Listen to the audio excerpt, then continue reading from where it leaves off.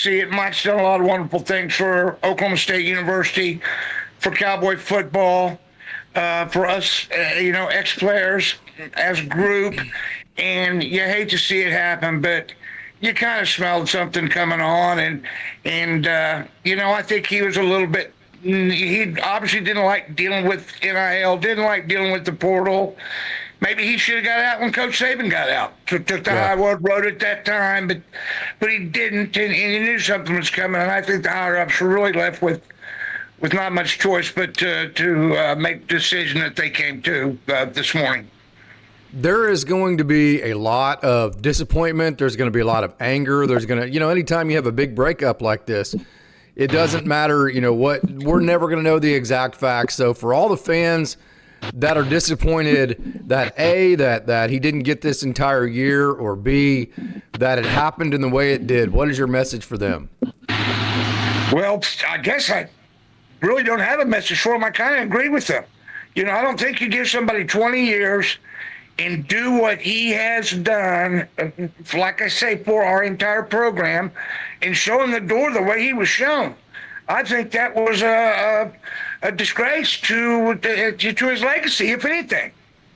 Yeah, and if you're on the other side of that, is there any disappointment for you that maybe Mike didn't, if it was a situation to where it was, hey, how about you retire or this or that, and he was bullish on that, and like, I'm not quitting and I'm going to make you fire me and that kind of deal, because we know the contract wasn't going to be up till 2028.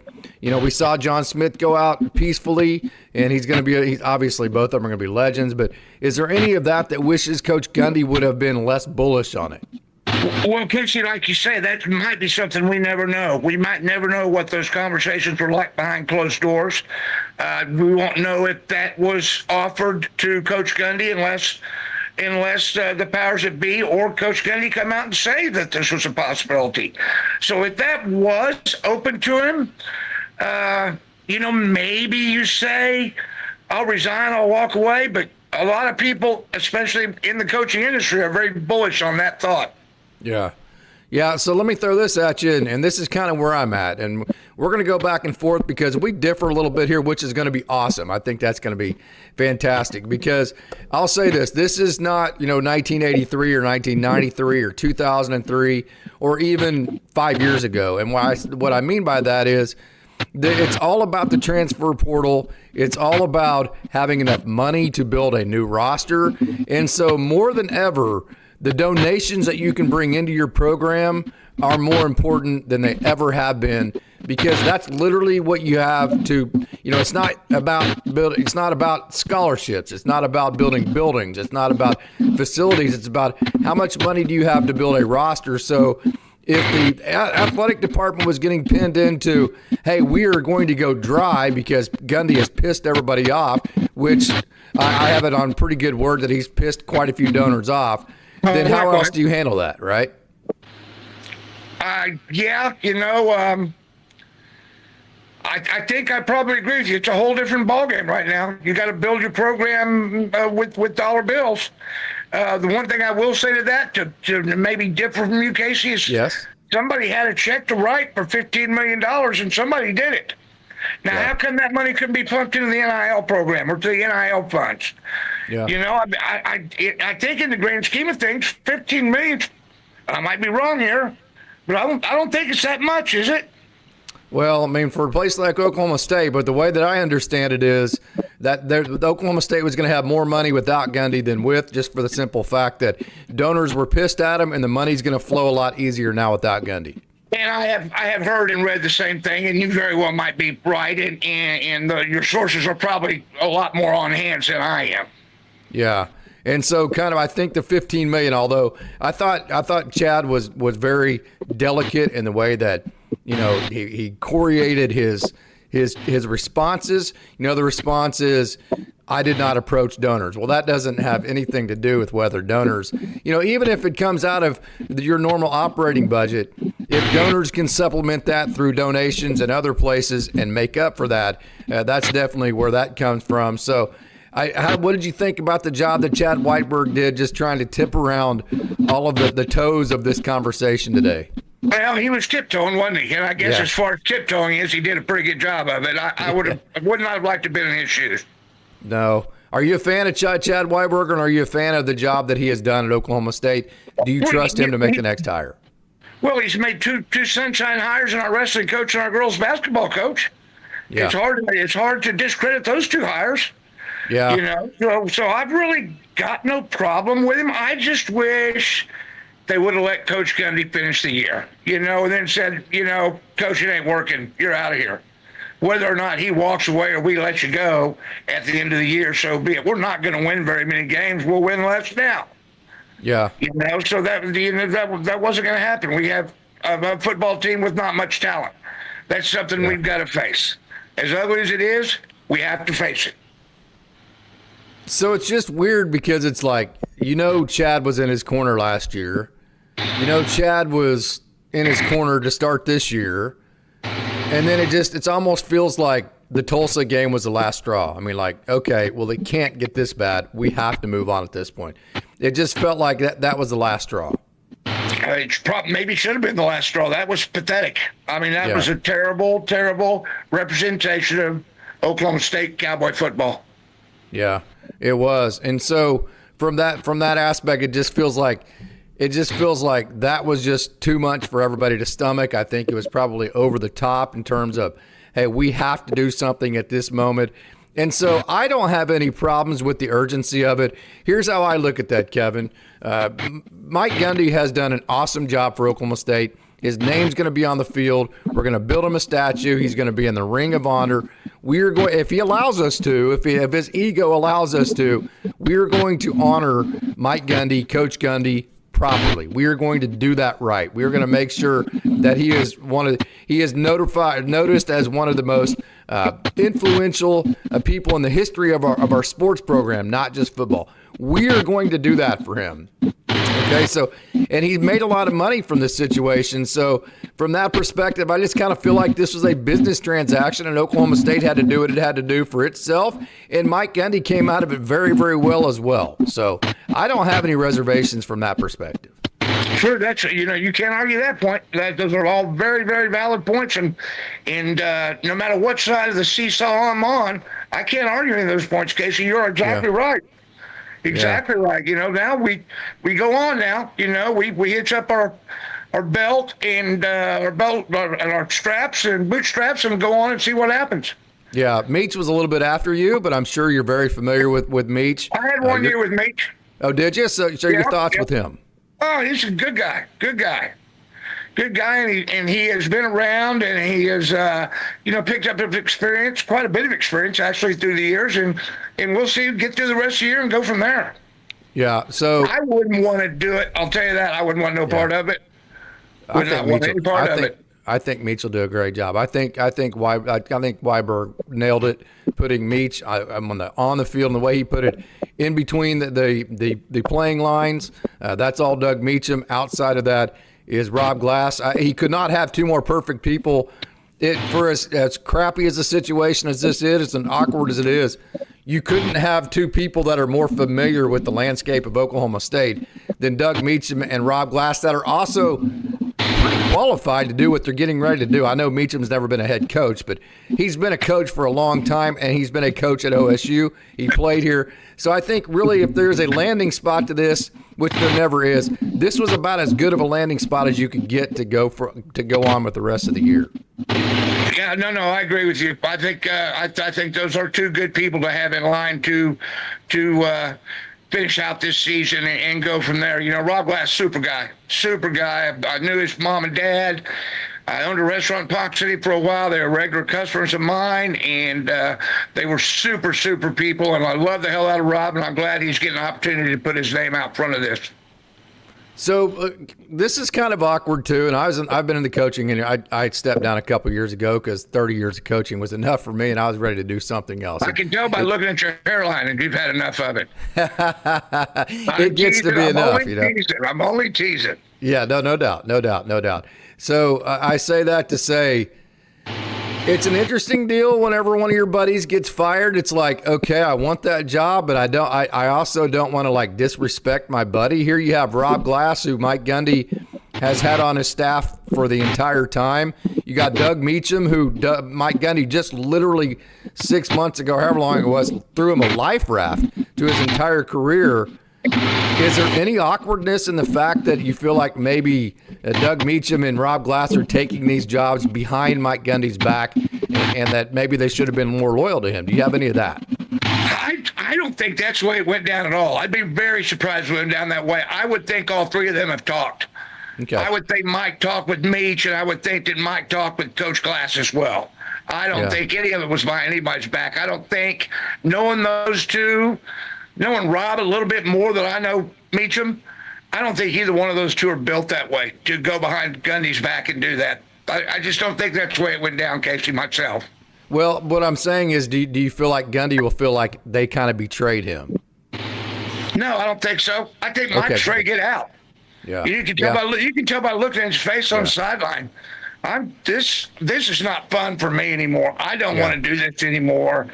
I have a contract with Uphold, and that's the only reason I'm still doing this. And it's a lot of money. And it's a lot of money. And if I can hold on long enough to get fired, I'll make more money. Yeah. You know, so I was talking with my wife tonight, and you know, I said, you know, I wonder if they go home at night and cuddle up in bed, and Mrs. Gundy says, Mike, why do you put up with this? He goes, I got 15 million reasons. Yeah. You know, so who knows what's going on? But I really don't think that there'll be any bad feelings between Coach Gundy and either one of those two. I'd be surprised if there was. Maybe I'm wrong, but I'd be surprised if there was. Let's get one thing straight. There may not be another human being that's ever walked the face of the planet that is more loyal and true to Oklahoma State than Mike Gundy. Hey, I understand that he used, you know, after 2011, different parts of his career, he used that as a springboard to make himself more money. Fine. But I'll tell you what else he did during those times, too, is he also forced Oklahoma State to step up to the plate, because now if you're paying a coach, say, $6.5 million, that looks like to everybody else that you're very serious about football, right? So not only did Mike Gundy, yes, he did bargain for himself. I'm not going to say he didn't. But really, when he was stepping up to the plate and using Oklahoma State as leverage, what he was doing is he was forcing Oklahoma State to not get lethargic with things, to not get complacent, to not be able to say, okay, well, you've got enough. Look how good you are. He continued to force Oklahoma State to up the ante. And from that perspective, I think people have all of those situations wrong in terms of they think he used Oklahoma State. I think he was improving Oklahoma State. Oh, I think so, too.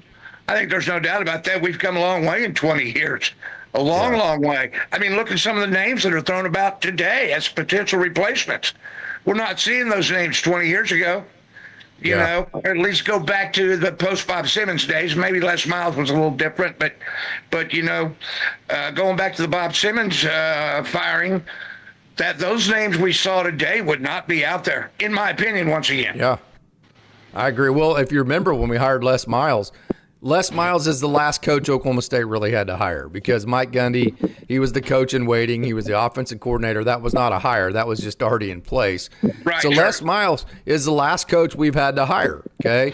And if you remember, Les Miles was not the coach that Oklahoma State hired. If you remember, Dirk Cutter was the coach. Dirk Cutter? Yeah, and he had the job for 24 hours, turned it back and went to Arizona State. And we went and got Les Miles from the Dallas Cowboys, who I believe was the tight ends coach at that time. So, yeah, it is amazing how far Oklahoma State's at. I think Oklahoma State football is in great hands, and we will find a great young coach to come in here and rejuvenate everybody. You know, going back to Dirk Cutter, that worked out well for him, didn't it? No, it did not. No, it did not. Correct. It did not. It did not. Yeah. Yeah. So, okay, former player ranks. You know, I'm sure you're a part of a bunch of different group texts going on. What's the buzz with the former players? I'd say the main buzz, it was time something needed to be done, but didn't like the way it was done. Yeah. You know, and I think that goes back to being a friend of ours. You know, being someone we know, somebody we've been in contact with, would have liked to have seen it handled a little bit differently. Yeah. That seems to be the prevailing message or the prevailing thought. How long would you have waited? till the end of the season. Even if the season went completely sideways? Well, what are we talking about? Are we talking about 10 out of 12 weeks? Well, you tell me, were we going to win another game? I don't think so. So, I mean, I don't think so. And you know what? Maybe you after can have you can't those make a things. bowl game, like if you're 1-7 or whatever, and you can't make a bowl game, you know that. Would you hold on to them even at that point? Well, probably not. But I just think you got to work something out. Something needs to be worked out, and a lot of that would be in Gundy's lap. I've got no problem with that at all. If we're 1-7 and we're not competitive, like we haven't been competitive 2 of the last 3 weeks, then something needs to happen. Something would happen. But I just didn't like. Well, number one, if you're going to fire a coach, don't fire him on Tuesday of a game week. Yeah, Wait that's till the a weird bye part week. of it. Yeah, wait till a bye week. Yeah, or why do you let them do the Monday presser? I mean, maybe they watched the press conference and was like, this dude just isn't getting it right at the moment. Right? I thought the same thing. I thought that same thing this afternoon when I was trying to piece all this together in my little feeble mind, that I wonder if that press conference didn't have something to do with it. I mean, he's still like comparing things to like his wife, like it doesn't matter if you're wrong. And he's still trying to make jokes and nobody's in a joking mood. And it's like, dude, you just aren't measuring the temperature properly here, right? No. And like my other half told me today, she said, I think he wants to get fired. He wanted to get fired. Yeah. And it's hard to argue that point. Yeah. $15 million reasons why. And I don't think maybe we'll know exactly, what the details are on the buyout. I doubt it's like the full, although Weiberg did say that it's going to be the full $15 million today. So I just thought that was really weird that it happened after the press conference, which tells me that they were kind of in limbo, and then they were out of limbo once they saw that, hey, he's still in too much what I call the process mode. He's not urgent enough. There was no. That's always been one of my major gripes with him. There was never seemed to be a sense of urgency on the sideline. No. Come on, let's go. Yeah. It seemed like it didn't happen enough. Sometimes I wonder if it ever happened. Yeah. What I'm hearing from. Go ahead. I'm sorry. If I can sense it, watching the TV at 900 miles away, I'm sure that those in attendance at the ball games that have a voice and a vote in the matter can surely tell. Yeah. And the last thing you need your crowd yelling to fire your coach on national TV. Hey, to each their own. Thank you for coming. That would be my message to anybody who booed or yelled fire Gundy or whatever the exact chant was. My only message to them is thank you for coming. Continue to come to games. Right. Yeah. Shut up and move on to the next question. I agree. Yeah. Keep coming. Because I'm telling you, Kevin, no matter what happens in this situation, Oklahoma State just got through and Weiberg hit on this. We've hit on this. They got through a pitiful game with Oregon. They just got their asses beat for the first time at home since 1951 to Tulsa, the first time overall since 1998. I was at that game in Tulsa, by the way. It was the year after we made right after we made the Alamo Bowl. And it was like, okay, well, there's an Oklahoma State slap in the face, right? You go to the Alamo Bowl, and then like your first game the next year, you get beat by Tulsa, right? That was a slap in the face. Tony Lindsay. Yeah. Tony Lindsay was the quarterback of that group. Yeah, so that was just kind of the precursor of that weird 1998 season, But it was a really big time presentation by Oklahoma State fans that through all of the crap we've been through in the last year and a half, that place was full. They were ready to go. I mean, I thought Oklahoma State fans showed that we are a big time football school on Friday. I was surprised that there were that many people there, especially on a Friday night in Oklahoma. Yeah. There are a few other ball games you can go to on a Friday night in Oklahoma than a team that just got beat 69-3. Yeah, no doubt. Like you, I was shocked and surprised and happy with the amount of people that showed up. No doubt. So if you're a player, of course, you were the one that liked to throw to wave the towel whenever you came on to kick the ball, and you were the one that had a lot of high energy, very excited to play. So you kind of liked that adrenaline and all that excitement and that kind of deal.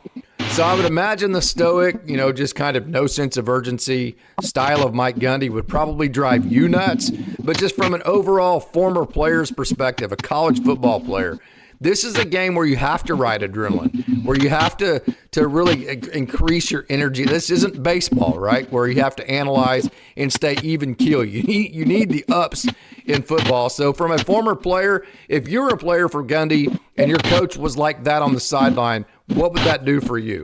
I don't think I'd be much for it myself. Jimmy and Pat both were very, very high-strung and excitable. And that's what we were used to. That's what we got every week. So we didn't have to concern ourselves with anything like that.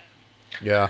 With the stoicness and the seeming lack of not wanting to be in a big hurry and stuff like that. We didn't have to worry about that. Mm-hmm. Yeah, it just didn't seem like he quite was getting how deep and dire this situation was at OSU. It just didn't seem like he was quite catching on to just how serious this was. And I think at some point you have to go, okay, well, he's not figuring this out, so we got to make a move. So let me ask you this. You know Mike pretty well. Will there be any hard feelings from Mike Gundy towards Oklahoma State? That's a good question. I don't think so. I mean, once again, we revert back to it. There should be 15 million reasons why there shouldn't be. Yeah, right. But what goes on inside a man's head, I don't know. I will say this: I don't think he'll ever coach again. Not in the situation it is right now with the portal and the NIL. I don't think he'll ever coach again. I think he'll look pretty good with a set of headphones on, sitting in a studio as an analyst somewhere. He's already got the hair for it. Yeah, cracking jokes. And that's what I totally expect him to do. But as far as if there's any hard feelings between him and the school, I guess maybe only time will tell. I don't know. Yeah, I would have a hard time feeling sorry for him if he had any hard feelings towards Oklahoma State. I mean, me too, and I think most people would feel that way. Yeah, like get over yourself, dude. All might feel that way. Hey, maybe you don't like the fact that it was mid-season. Fine, I understand that, but my response to that eventually would be, get over yourself, man. We did what we felt like we had to do as a program. We paid you what you were owed. The Oklahoma State was as loyal to you as you were to Oklahoma State. So let's do this, okay?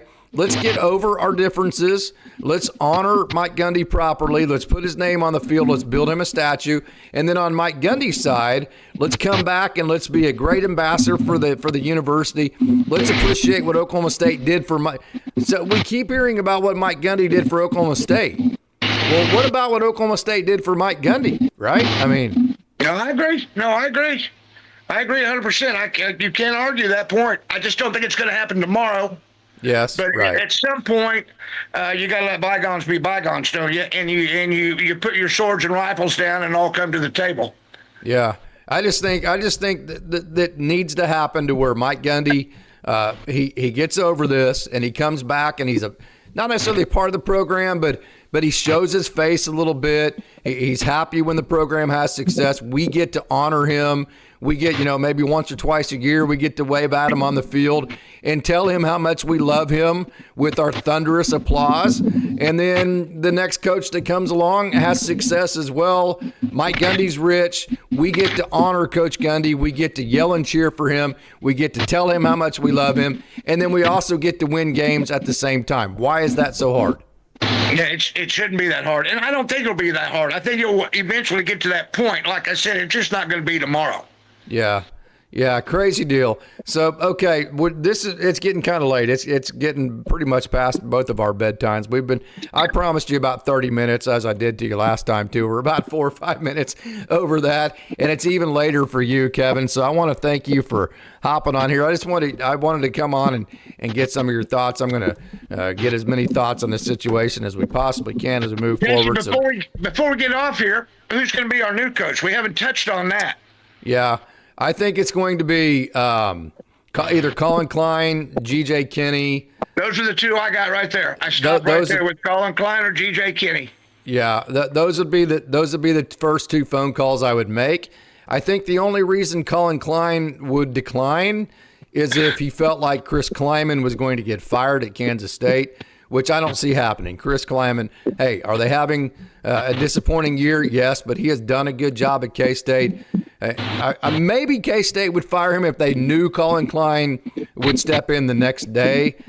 Here's why Colin Klein would be my number one candidate. What Oklahoma State needs, they need a different identity than everybody else. Colin Klein would bring a different identity. He would bring a certain toughness so what do people love about Eddie Sutton? They love the fact that he was tougher than hell, right? I mean, that defense Oklahoma State played, we were tough, man. Hey, we're going to beat the shit out of you physically, and we're going to wear your ass down because we are tougher than you. That's what people loved about Eddie Sutton. I think Colin Klein can bring a toughness to Oklahoma State that Oklahoma State fans would relate to. I think so too. No doubt about that. He was that kind of a quarterback, wasn't he? Yeah. I mean, he wouldn't run around you. He'd just flat ass run your ass over. Yeah. And not think twice about it. You're right. I think that would be a good pick. I know my daughter, she's in your line of work. She is does a little bit of media work there in Oklahoma for Oklahoma State, and I know that she is big on the G.J. Kinney train. Yeah. Yeah, he's a good coach, man. He's done it. I know they haven't won like a million games at Texas State. They almost beat Arizona State last year, by the way. Matter of fact, they had them beat. And if I remember correctly, it was like a weird fourth down. Don't exactly quote me on that. But they had Arizona State beat before Arizona State got hot. G.J. Kinney is a damn good coach. What do you think about Zach Robinson? Is that or Ben Arbuckle, the offensive coordinator at OU? What do you think about those two? Zach looked pretty good till last week until he hung a 0 up. Yeah. Now we're talking about what a great offensive mind he is. He scored 0 on Carolina. Yeah, it didn't look good. That doesn't look good. Yeah. That doesn't look good. Arbuckle is, 30, I think I read? Yeah, right. Awful young. Awful young to be thrown to the wolves like that. But, he certainly has a track record to fall back on. He's just on a very long track. Couple things. You're a former player, so you would have a great perspective on this. Does it need to be somebody with Oklahoma State ties? No, I don't think so. I think those days are over. No, not at all. That doesn't bother me at all. I want to see somebody with some offensive presence come in. That's what I'm looking for. So you want an offensive guy? I want an offensive guy. I want an offensive guy that can run the damn ball. You know what Oklahoma State has always been able to do, Kevin? You know this better. On the rushing game. Yeah, I mean, okay, so whenever you were there, Ernest Anderson led the nation in rushing, right? Sean Jones, one of the best running backs in the United States of America. Okay, Thurman Thomas, a Hall of Fame NFL football player. Barry Sanders led the nation in rushing, Heisman Trophy winner. People forget Mitch Nass probably would have started on 95% of everybody else's team, but he happened to be behind Barry Sanders. Gerald Hudson leads the nation in rushing. Andre Richardson and David Thompson, even in our dark years in the 90s, were fantastic running backs. Jamal Fobbs and Nathan Simmons, and then that whole group, Reggie White in the late 90s, all great running backs. Then you get into the Dantrell Savages and the Kendall Hunters, and then all the NFL backs from there. Yeah, you're right. We've always hung our hat on being able to run the ball. Yeah, and it's tough. It's tough to win without a strong rushing game. Yeah. Mike Leach was an anomaly. I mean, he was able to throw that air raid out there and get away with it. But at Oklahoma State, it's always been run the ball. Yeah. Could be even a little bit frustrating for the fans at times, but that's how we win. Even in the years to where like Whedon and Blackman, and we still ran the ball. I mean, Jeremy Smith and that group, they still ran the ball. What was the kid's name from Wichita? Randall? Yeah, Joseph Randall. Yeah. I mean, we had people that could run the ball, yeah. Yeah. So that would be hey, you can disagree. My number one candidate, if I could choose tomorrow who my next coach would be Colin Klein. Number 2 would be G.J. Kinney. Yeah. You're looking at the wrong guy if you want somebody to disagree with you. Those are my top 2 selections right there.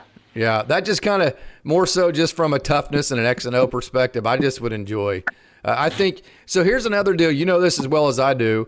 So if you run the ball and you're tough, like Les Miles, if you're tough and you run the ball on offense, you know what it's going to do for your defense? Part of the reason why Mike Gundy's never had a good defense at Oklahoma State, and except for the year he had Jim Knowles, and then in 2011 we had all the turnovers. It wasn't necessarily a great defense. It was because we got the ball turned over a lot. But part of the reason why we've struggled so bad on defense at OSU is because the offenses have been all throw the ball, throw the ball, throw the ball, throw. So we scored too quick. Yeah, so it's like hard to have a tough practice for your defense going against our style. So, like, if you bring in a Colin Klein and it's all that read option type stuff, it's going to make your defense tougher too. Well, you've also got to remember especially going back to the Whedon and Blackman years, we scored so quick, our defense never got any rest. Yes, correct. I mean, they go to the bench, they have one sip of water and take 2 deep breaths, and they're back out on the field. Yeah. We've got 7 more points, but they're back out on the field. Yeah. Yeah.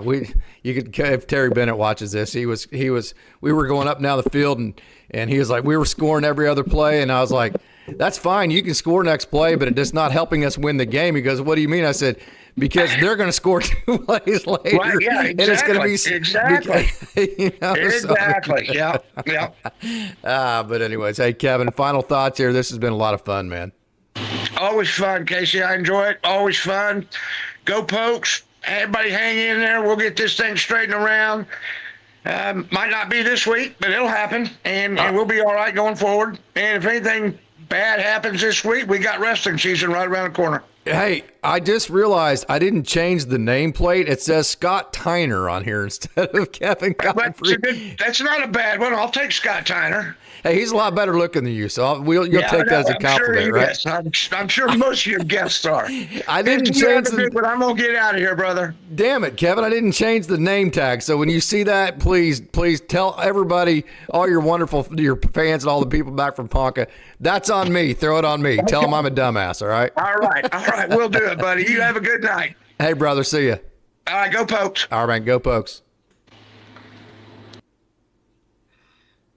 Great job, man. That was fun. Yeah, that was fun, man.